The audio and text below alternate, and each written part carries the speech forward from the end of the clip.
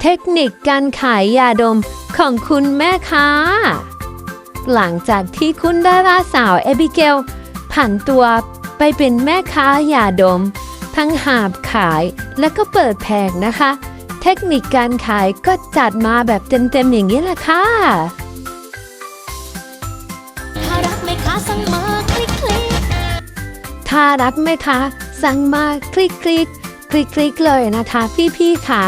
งานนี้น้องเกลไม่ได้มาขายแค่คนเดียวนะคะพี่ยูก็มาช่วยขายด้วยค่ะทุกค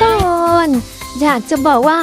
น้องหาพี่คอนสุดๆเลยนะคะช่วยกันทำมาหากินค่ะหาเลี้ยงครอบครัวนะคะเสาหลักของบ้านที่แท้ทรูค่ะ